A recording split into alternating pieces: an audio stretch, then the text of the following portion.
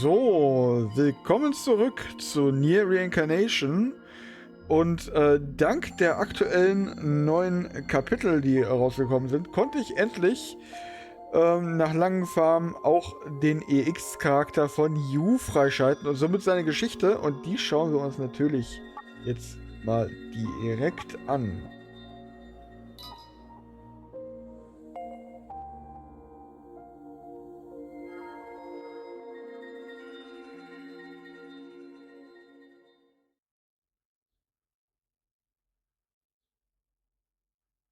Moonlit Solitude. Bin ich mal gespannt.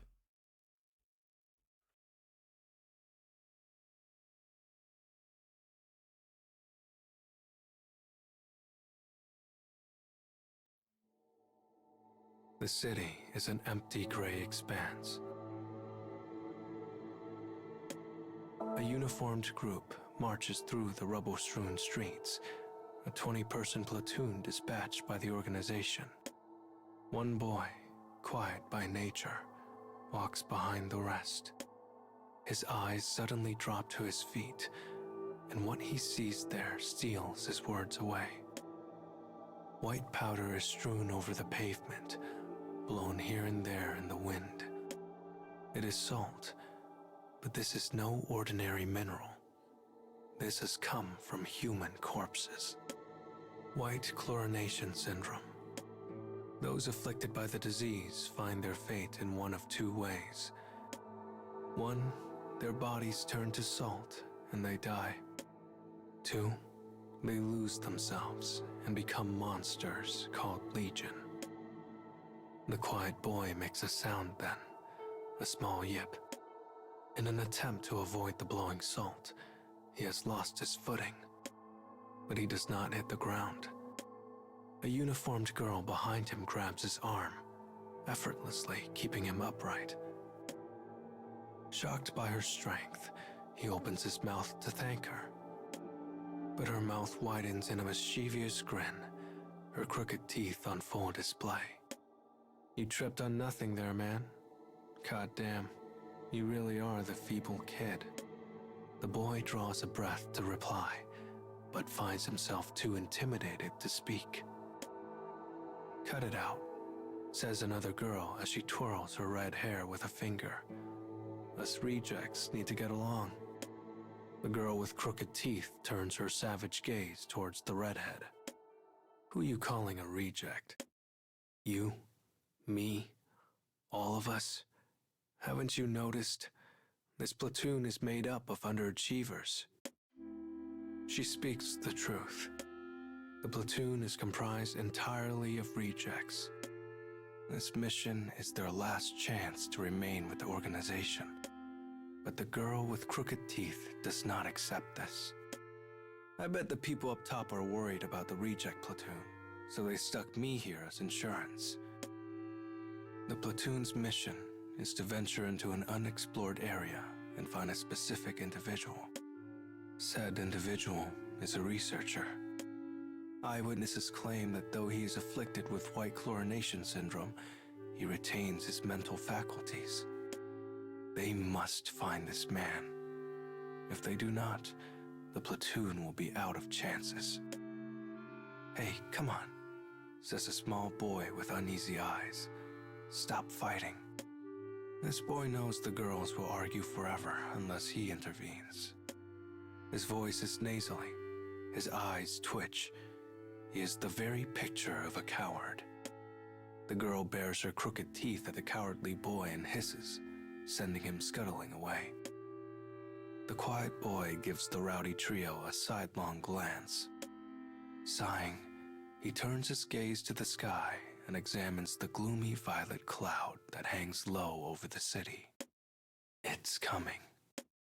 He knows this. He has known it since they first set foot in the city 2 hours and 42 minutes ago. Rain is on the way, a torrential downpour with lightning, wind, and fury. The quiet boy hoped conditions would improve, but it is not to be. Guys, he says, if a storm is incoming, they need to change their route. But no one replies. Instead, they come to a sudden halt and fix their eyes on a spot. Color slowly drains from their faces. "Legion," whispers a platoon member. Their voice is despair. A skyscraper stands on the edge of collapse, its metal frame bared to the open air, and behind it, Legion. This is the fate of a person who becomes infected with white chlorination syndrome and loses control. Its outer shell is hardened bone, a cross between an insect and a crustacean, and it is easily over 130 feet tall. Fear and bewilderment raced through the platoon. They had no warning so massive an enemy might be waiting for them. Humans of flesh and blood, and rejects at that, stand no hope against it. It is so unreal, the platoon has trouble accepting it. The Legion slowly turns to look at them. Time is short now. As a single screaming mass, they turn and run into a nearby ruin of a building. Behind them, the monster's howl causes their ears to bleed. The building in which they sought shelter shudders, scarcely holding together. The Legion is attempting to smash the building and everyone inside it. The platoon members shudder in terror, their minds threatening to break at any moment. All except the quiet boy. His breaths alone remain measured, steady, calm. He stares out the window and thinks. Beyond the shattered glass, small droplets of rain quickly turn into a torrential downpour. Flashes of lightning illuminate gray clouds, followed by thunder nearly as loud as the Legion's howl. Suddenly, realization strikes. He knows how they can escape, and more than that, how his platoon of rejects can defeat the Legion outside. "I have an idea," he says. The cold steel in his voice instantly stills the panic rippling through his fellows. Prompted by their gazes, he begins to explain. He tells them how they can get out of this despair, about his 1 in a million bet. The platoon hesitates at first, but they eventually realize it is the only hope they have. At least, it's better than waiting for death. The quiet boy runs up a set of collapsing stairs to the roof and looks down over the city. Positioning himself somewhere with a clear view of the city below, he begins issuing orders that he hopes will get the Legion's attention. First up is the cowardly boy, who bursts from the building and begins to run. He is the swiftest of their group. He is the lure for the Legion, the bait. His fellows make sure the path is open for him. The girl with crooked teeth uses superhuman strength to remove piles of rubble, creating the shortest route to the target location. The rest of the platoon helps as best they can, clearing a path for the boy as he races past. The Legion lumbers after him, growing ever closer, but just as it is ready to reach down and rend the cowardly boy in two. "Hey dummy, up here." The red-headed girl's voice echoes around the ruined city. From atop a nearby roof, she fires a bullet that knocks the Legion's hand away. Every member of the platoon knows what they must do, and they give their all to the effort. All is going according to plan, because the quiet boy understands the strengths of his reject platoon. Finally, Coward and Monster arrive at a suspension bridge on the verge of collapse. A gaping hole yawns beneath it. Aging wires extend from worn-out towers, barely holding up the bridge deck as it sways in the storm. The bridge groans as the massive creature steps upon it.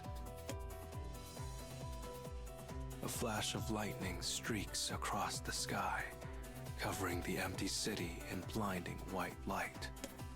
The entire platoon looks up as if in prayer. A loud rumble rips apart the sky.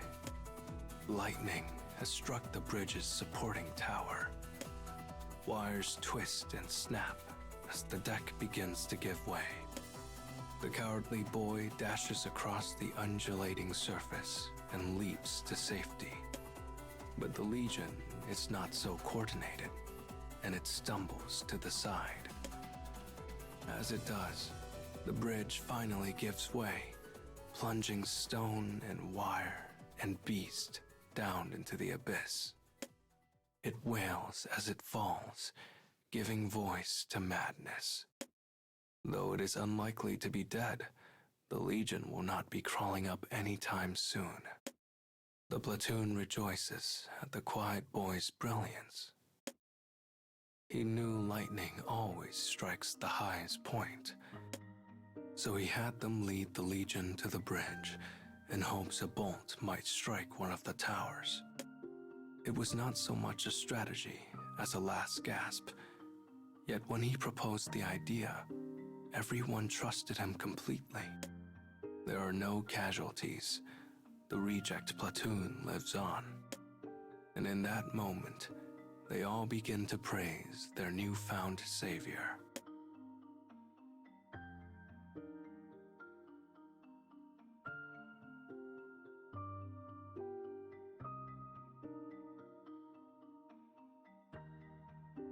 Ja, wie man bei Hinas Story schon erfahren hat, ist er ein bisschen so der Feigling von den beiden. Dementsprechend mit den Rejects, aber dafür im Grunde genommen an der Front, würde ich behaupten, weil die sind halt mitten in Tokio, mitten bei den Legion. Also ja. Und ich finde gut, dass sie nochmal Legion erklärt haben, weil nicht jeder hat wahrscheinlich Replicant so aufmerksam gespielt, weil es irgendwie gefühlt ein paar Texten erwähnt, glaube ich. Und halt der komplett ganze Anfang halt, ne? Wo der Bruder halt sich mit der Schwester da am Verteidigen ist bei Replicant. Also, beziehungsweise der Vater und seine Tochter. Je nachdem, welche Version man spielt.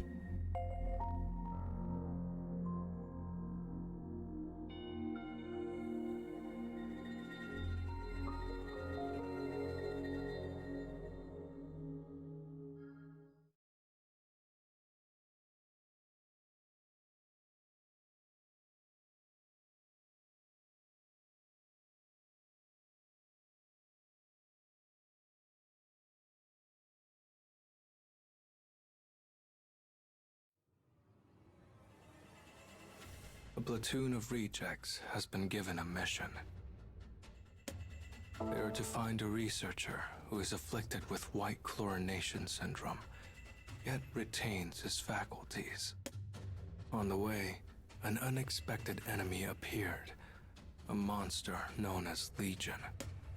But they worked together to overcome the threat. Or so they thought. Come in. I repeat, come in. Do you copy? Over. The quiet boy stands atop a skyscraper. He speaks into his wireless communication device and attempts to issue orders. Yet the only responses he receives are the death throes of his platoon mates. They are the last thing he hears before communications cut off entirely. They avoided one Legion threat, but a total of 6 were lurking in the area. The quiet boy has strategic prowess. His companions have hidden powers.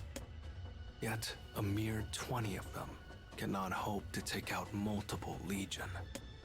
They requested backup from the organization, but none is coming.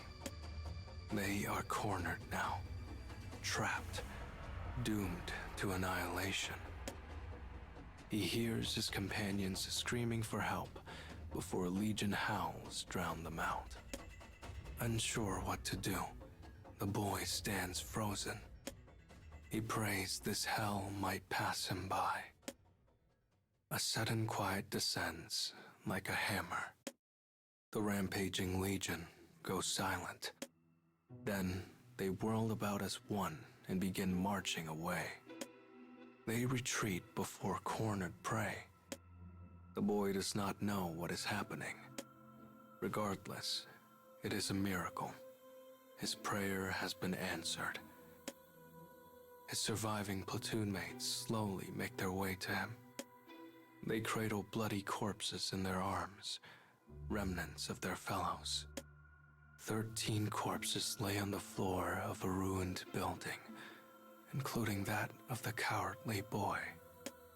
He was quick and agreed to act as bait, but he was not fast enough to escape the other legion. And when they caught him, they tore him limb from limb. "This is all your fault," cries the girl with crooked teeth as she grabs the quiet boy by the collar. Her bloodied face twists into a scowl of rage. "I knew we never should have followed the feeble kid." The feeble kid. The organization's commanding officers use this insult whenever they want to ridicule the boy, and he can never argue with it. "Enough," says the red-headed girl. The Legion retreated. We've got a chance. The other girl snarls in response.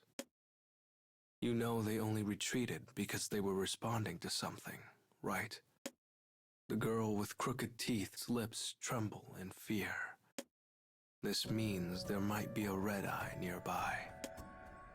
Red-eye, the nickname for intelligent legion, those whose eyes glow red. They have the ability to control other mindless legion, which makes them infinitely more terrifying. The thought that a red-eye might be in the area makes the quiet boy drop his gaze. When he does, his vision alights on the arm of the girl with crooked teeth. He sees white skin in the tears of her sleeve. White, like salt. Your arm. At his words, she looks down at her arm and gasps. Those affected by white chlorination syndrome meet one of two ends. They either turn to salt and die, or become legion. Her face twists in despair as she realizes the future that awaits her. And she is not alone. Of the 7 survivors, 3 are infected. Legion, red-eye, white chlorination syndrome. The platoon has been plunged into the depths of despair.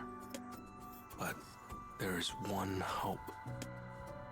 If they can find the researcher who has white chlorination syndrome and yet retains his intelligence, then maybe, just maybe, they can be saved. We keep going, says the quiet boy. Now let's move.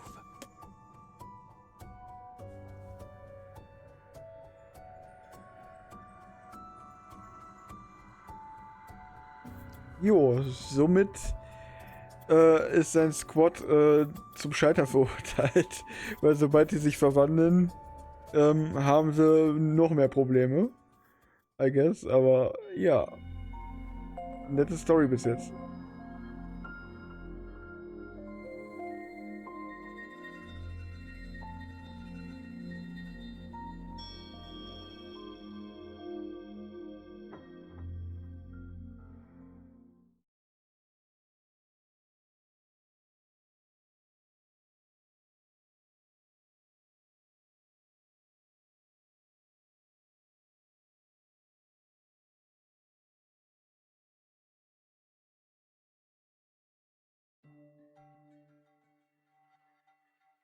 A platoon of 20 has become 7 after a battle with the Legion. And 3 of those are infected with white chlorination. Those afflicted by the disease find their fate in one of 2 ways. They either turn to salt and die, or become monsters called Legion. Yet the platoon has not surrendered hope. The organization has given them a mission. They are to find a researcher who is afflicted with white chlorination syndrome, yet retains a sense of self. If they can do this, they may learn of a way to best the disease. They believe because they must. Twilight. Boots clack over a cold floor. The smell of chemicals moves through the boy's nose. The platoon slowly picks their way through a research facility. The researcher should be here somewhere.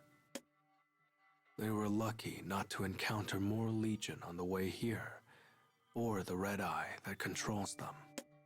But as they venture through the facility, disappointment colors their faces. The corridor is quiet as the dead. Clumps of salt lie scattered at their feet. The girl with crooked teeth walks beside the boy. Though her expression remains haughty, her hands, white with disease, quiver slightly. The red-headed girl speaks to her kindly. It's okay. It's going to be okay. We just have to find the researcher. After wandering the halls of the Silence facility, they find the researcher's name tag. It rests atop a pile of salt in the shape of a human. The boy turns away from his despairing companions and reaches for a sheaf of research documents next to the pile. He flips through the pages and finds accounts of white chlorination syndrome. There is no going back, no cure. Once a person contracts the disease, there is no way to recover. With that, their last thread of hope goes taut and snaps. A researcher who retains his wits despite the disease? It is nonsense, madness. All the boy can do is chuckle. The Legion, white chlorination syndrome. After battling for so long against despair, this is what greets them. He crumples the documents in his fist and begins to roar with laughter. A fist of white. There are 7 survivors, all of whom are now infected. Their bodies no longer obey. All they can do is huddle together in the darkness. The backup they requested is nowhere to be found. They cannot proceed, and they cannot go back. "Hey," says a small voice, breaking the silence. It is the girl with crooked teeth. "Sorry for calling you feeble, kid." Her apology delivered, she slowly begins to tell about herself, as if she is looking back on her life in the face of oblivion. She wanted to do more for the organization, but she didn't get along with the brass, and before she knew it, she was labeled a reject. "Sounds familiar," chuckles the redhead. Nods move around the room. All of them are a slightly different version of the same story. At first, they all dreamed of being outstanding members of the organization. But once they were labeled as rejects, loneliness crushed whatever hopes they once had. Yet, as they sit in this place and slowly turn to salt, they find themselves filled with a shared happiness. If this is to be their end, at least they are able to share it together. "What about you?" asks the girl with crooked teeth. "What did you dream of?" She turns to the quiet boy, who thinks carefully for a moment. Then he answers, "I wanted to be a person worthy of my older sister." Beyond the window, the large moon hanging in the night sky casts a faint rainbow across the clouds. The boy's calcified hand catches the light and shimmers like a crystal. Looking over the room, he sees the same pale glow surrounding each of his new friends. There are worse ways to go than this, he thinks, as he lets his eyes slip closed. Morning comes. He wakes to a scream. The girl with crooked teeth is no longer smiling. Instead, she has torn the throat out of one of their companions. Madness has taken her. She will become Legion. The red-headed girl turns her gun on the thing that was once her friend, but she cannot pull the trigger. The quiet boy bites his lip and shuts down his own emotions. He snatches the gun away and shoots the maddened girl through the head. 5 now remain, including himself. They all thought they would sit in that place and wait for death. But as that shot rings out, something happens. The organization's reinforcement helicopter finally arrives, the rumble of its landing shaking the facility. A voice comes from static. Do we have any survivors here? Please respond. The boy replies in a quiet voice, gazing at the corpses of his comrades as he does. 5 living, and with nothing to show for it. They are taken into organizational custody, leaving the salt-drenched facility behind. And though they have lost much, despair has been held at bay for the moment.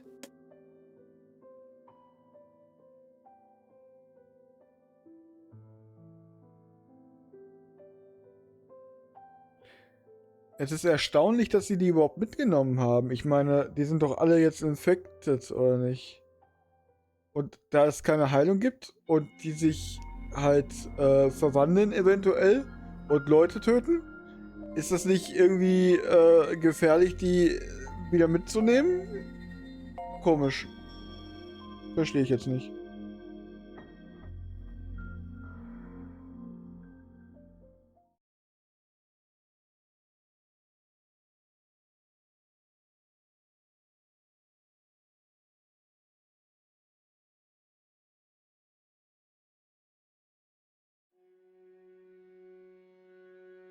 They are a small platoon of rejects sent into battle by the organization. Though white chlorination syndrome encroaches on their bodies, they have returned home from a Legion-filled hell. Despite paying a heavy price, they have obtained a key piece of information. The researcher who was said to retain his intelligence while living with the disease does not exist.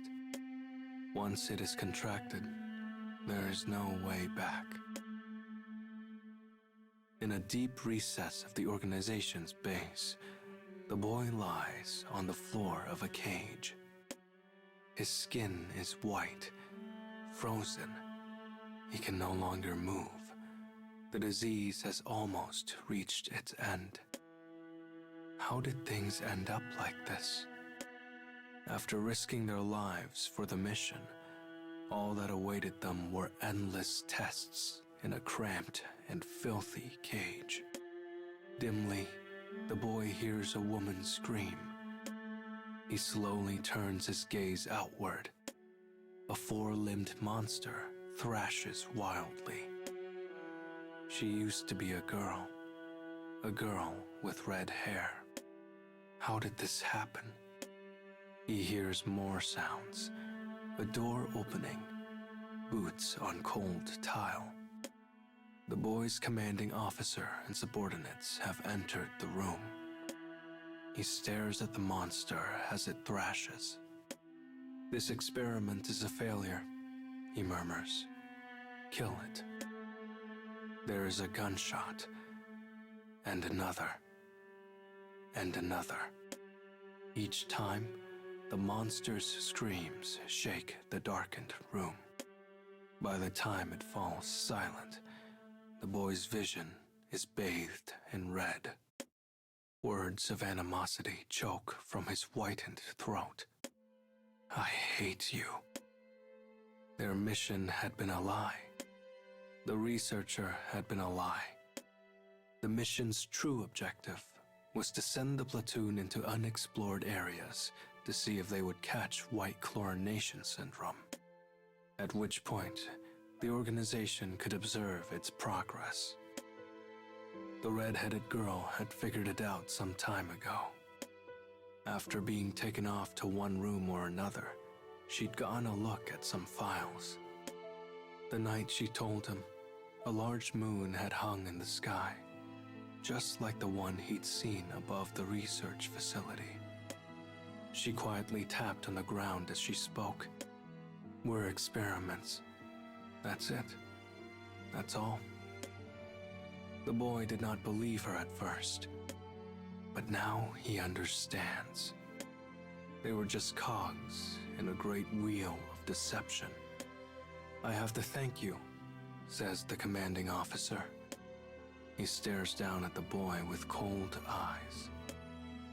He goes on to explain that the appearance of the Legion had been a surprise.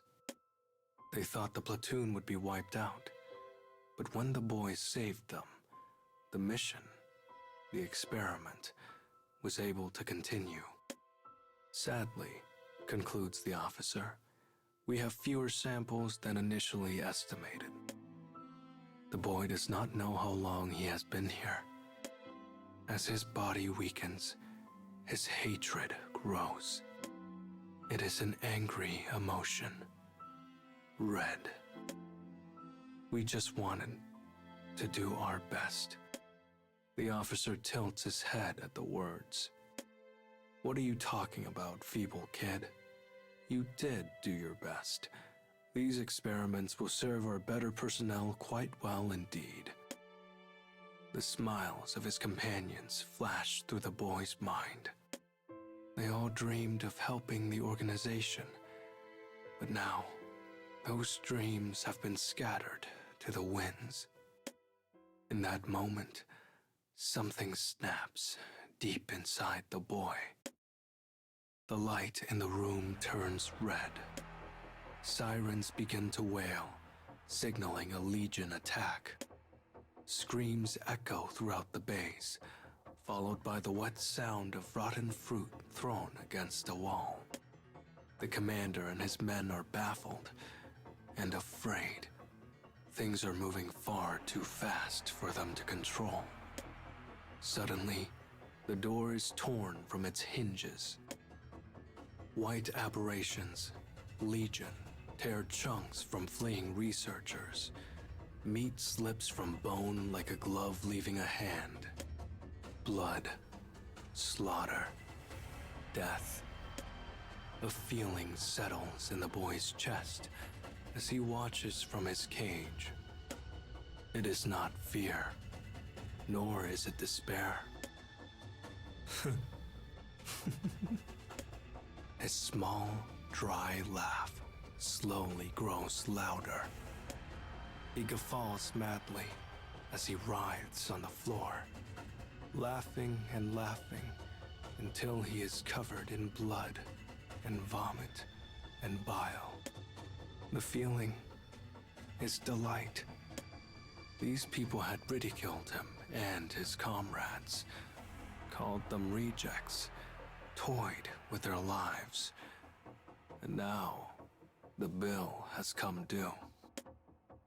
At last, the Legion stands before the boy. Its aberrant hands tear open the cage with ease. But he is not afraid. Instead, he closes his eyes and patiently waits. And waits. And waits. But the end does not come. Instead, the Legion kneel before him and bow their heads, bowing before his bright red eyes. Kill them. Kill the enemies of our gods. Kill them all. Voiceless thoughts fill his head. When he hears this, he finally understands what he has become. Red Eye, a being who exists to control the Legion and end humanity. It is his presence that brought the Legion here. The boy, the Red Eye, slowly gets to his feet. The commanding officer huddles in the corner. He slowly strides over to him. "Please," cries the man. "No." He looks at the boy and the Legion behind him as he begs for his life. The man will do anything to live, including flattering the enemy of all humanity. "I always knew you were special. I knew it. And you could use that power for the organization.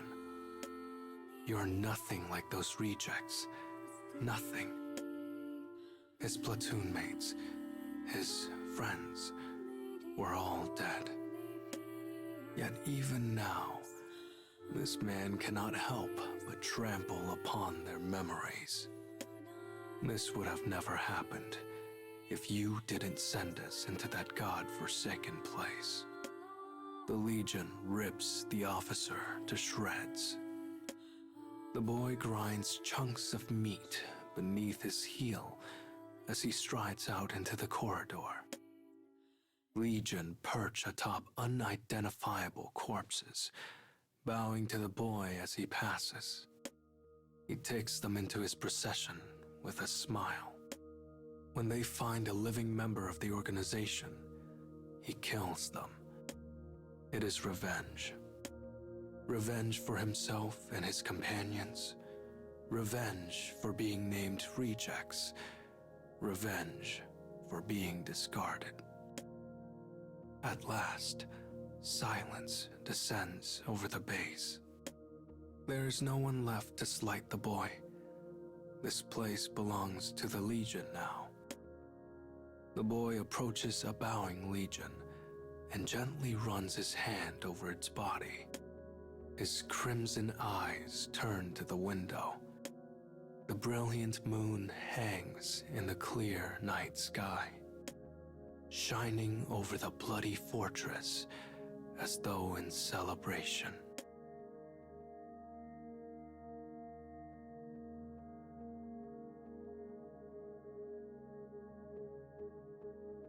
Okay, das ist sehr schnell, sehr schlimm geworden. Aber irgendwie auch geil, weil es halt so diese direkte Connection zu NieR Replicant und Drakengard ist. Finde ich gut. Sehr schön. Und ja, beim nächsten Mal werde ich wohl das Highlight-Video von den ersten Quests des neuen Kapitels, beziehungsweise der neuen Story-Arc The People and the World hochladen, nehme ich mal an. Dementsprechend danke fürs Zusehen und auf Wiederschauen.